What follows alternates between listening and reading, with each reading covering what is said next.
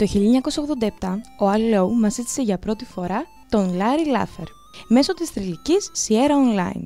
Το παιχνίδι προκάλεσε αμέσως αίσθηση και αγαπήθηκε τόσο πολύ που ακολούθησαν 6 συνέχειές του και ένα remake το 1991.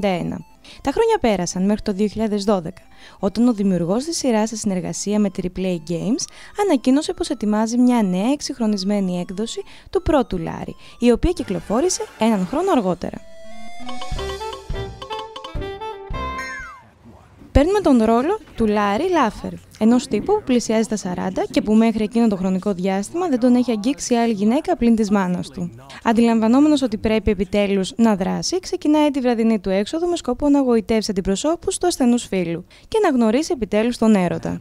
Με λίγα λόγια, πρόκειται για το ίδιο τρελιάρικο σενάριο που προκάλεσε αίσθηση σε μια εποχή που η θεματική απελευθέρωση στα adventure games δεν θύμιζε σε τίποτα όσα έχουμε ζήσει μέχρι σήμερα. What you doing? Just hanging out. Στον τεχνικό τομέα παρατηρούνται οι μεγαλύτερες και ουσιαστικότερες αλλαγές. Τα καρτουνίστικα γραφικά του παιχνιδιού έχουν εξυγχρονιστεί και έχουμε μια μεγάλη ποικιλία υποστηριζόμενων αναλύσεων. Οι υπέροχα φανταχτερά χρώματα δίνουν όλους τους περιβάλλοντες χώρους, ενώ η λεπτομέρεια που έχει δοθεί στο σχεδιασμό είναι εμφανής. Στον ήχο του παιχνιδιού οι αλλαγές είναι, όπως και στα γραφικά, εντυπωσιακές. Έχουν διατηρηθεί και εμπλουτιστεί οι γνώριμες μελωδίες των παραδοσιακών εκδόσεων, μόνο που η ποιότητά τους βρίσκεται πλέον σε άλλο επίπεδο.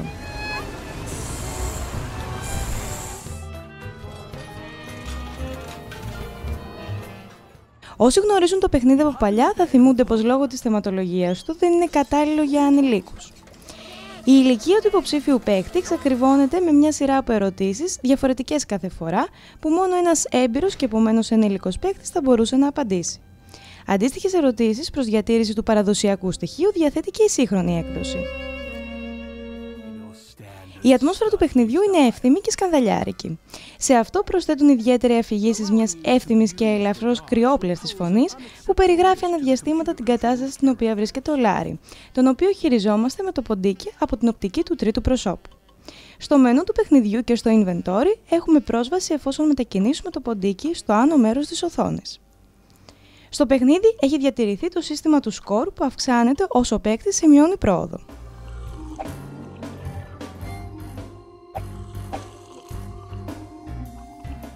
Στην πλειοψηφία τους, με μερικές εξαιρέσεις, οι γρίφοι είναι οι ίδιοι με εκείνους των παλιών εκδόσεων.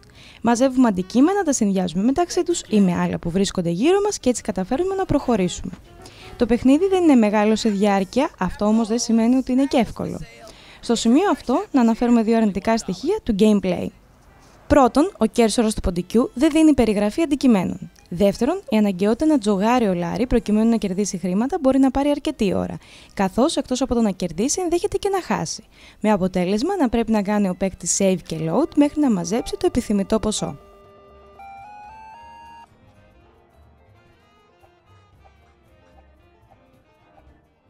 Όσοι δεν έχουν ασχοληθεί ποτέ με κάποιο από τα 7 Λάρι που έχουν κυκλοφορήσει, η ανανεωμένη έκδοση του πρωταρχικού παιχνιδιού της σειράς είναι μια καλή αφορμή να το πράξουν, ενώ οι παλιοί παίκτες σαφώς και θα ικανοποιηθούν με την ενασχόληση μαζί του. Χωρίς να εντυπωσιάζει ιδιαίτερα, διεκδικεί με την αξία του μια θέση στη συλλογή κάθε adventure gamer. Thank you. Wow, there's a show going.